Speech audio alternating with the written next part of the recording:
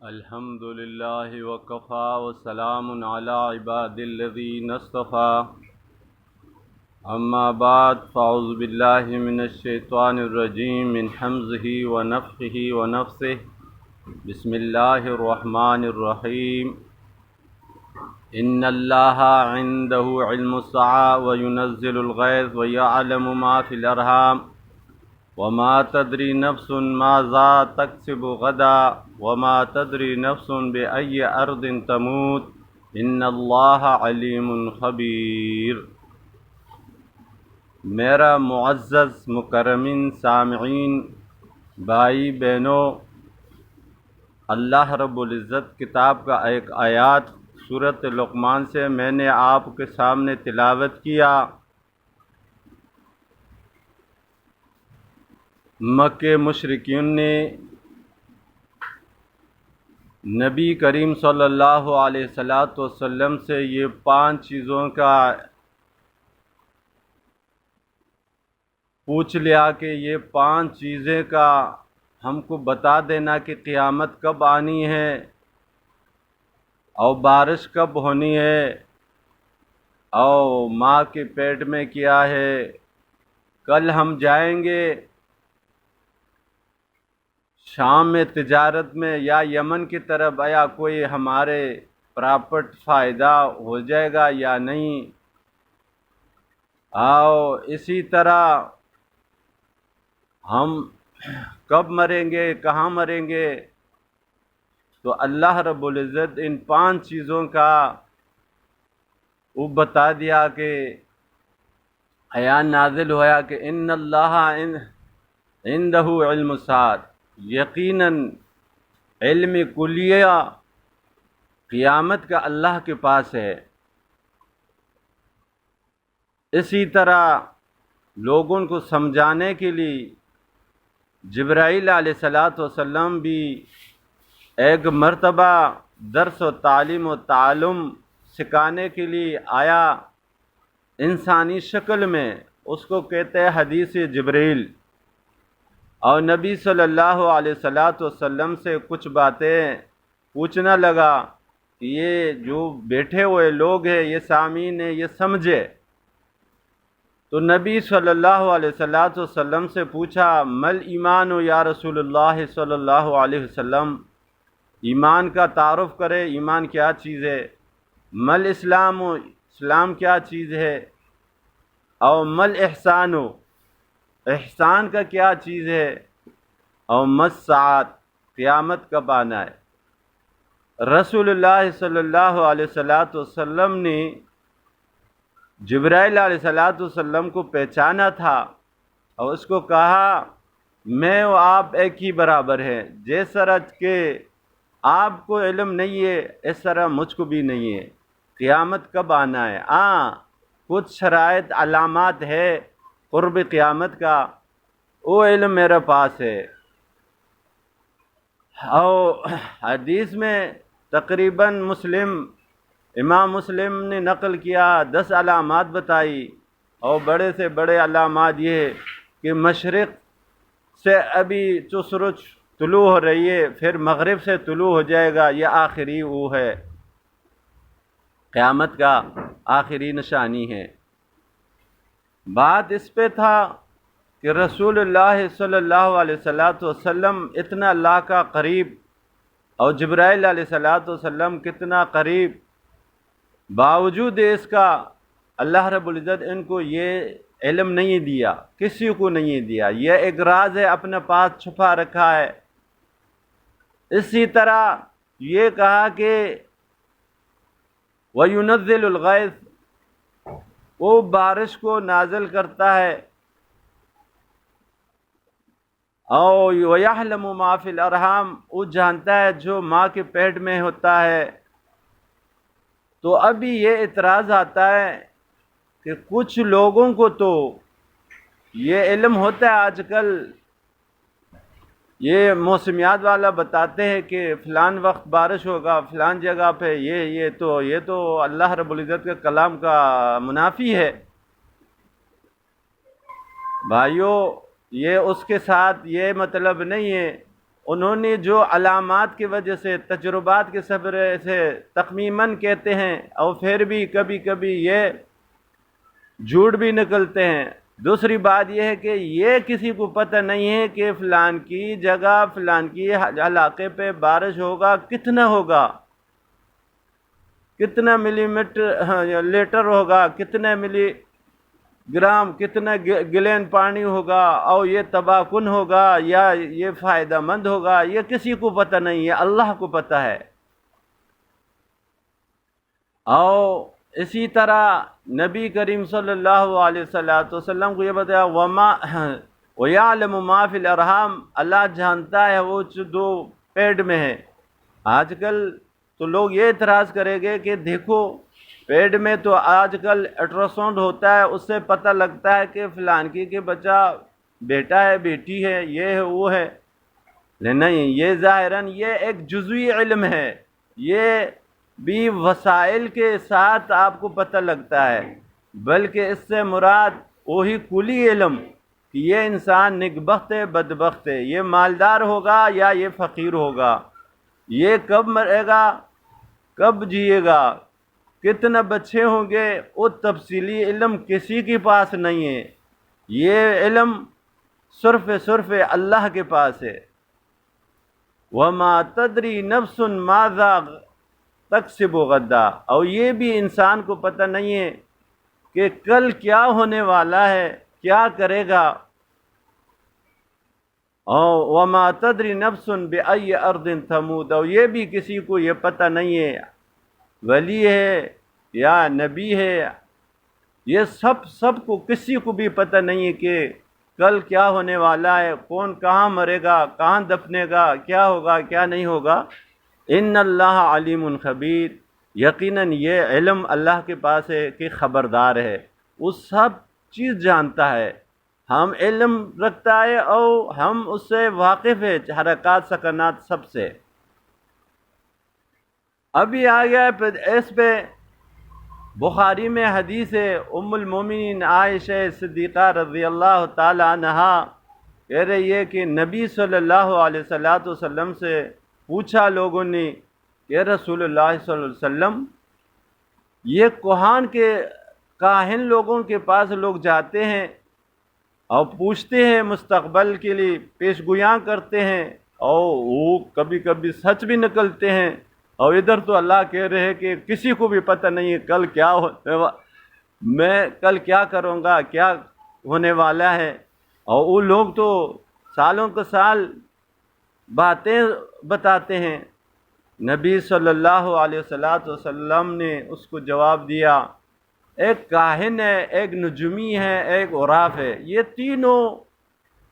قریب معنی تھوڑا فرق کے ساتھ ہے، اور قریب معنی اور قریب یہی ہے، ایک لوگ ہے کہ وہ پیشن گویاں کرتے ہیں۔ کاہن کو نہیں کہا کہ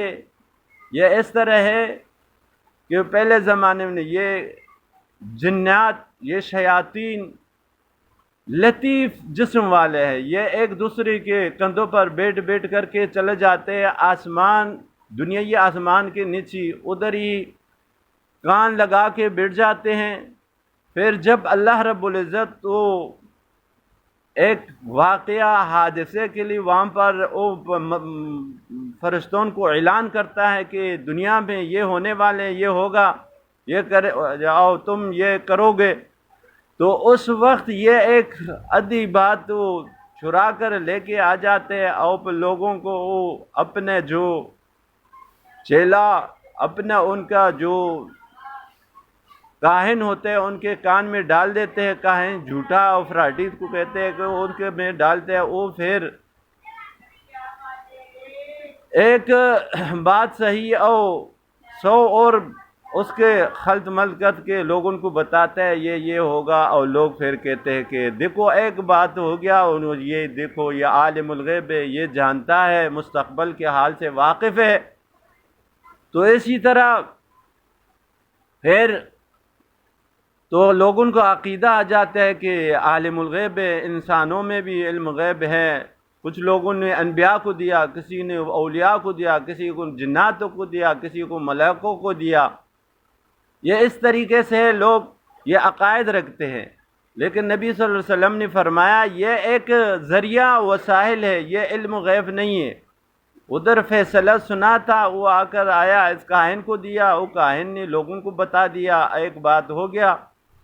اسی طرح نجوموں میں بھی یہ استعداد اور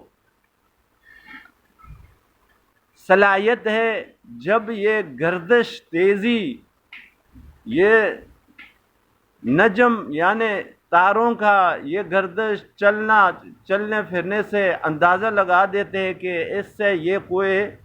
واقعہ ہونے والا ہے، صادر ہونے والا ہے۔ وہ ایک پیشگوئی وہ بتاتے ہیں کہ یہ کوئی حادثہ ہونے والا ہے فلان وقت۔ وہ اندازے سے یہ ایک صلاحیت اللہ نے دیا ہے، اس میں ڈالا ہے، یہ ایک علم ہے۔ علم کے بنا پر انہوں نے بات کیا، کوئی ہو گیا تو ہو گیا، اور نجمین پھر لوگ ان کے علم نجوم ہے، یہ عالم ہے، یہ جانتے ہیں عالم الغیب ہے۔ حال یہ ہے کہ یہ وہ عالم الغیب نہیں ہوتے ہیں، بلکہ یہ ایک اللہ نے تجربہ اور استعداد دیا تھا۔ اس وجہ سے نبی صلی اللہ علیہ وسلم نے بیعت رضوان میں اس وقت کچھ دنوں میں بارش نہیں ہوئی تھی، قحط ہے، ایک دم رات کو بارش ہوا۔ نبی صلی اللہ علیہ وسلم صبح نماز پڑھ کے اور لوگوں کو کہا کہ اے لوگوں، آج بہت سے لوگ کافر ہو گئے اللہ پہ، اور بہت لوگ مسلمان ہو گئے اللہ پہ۔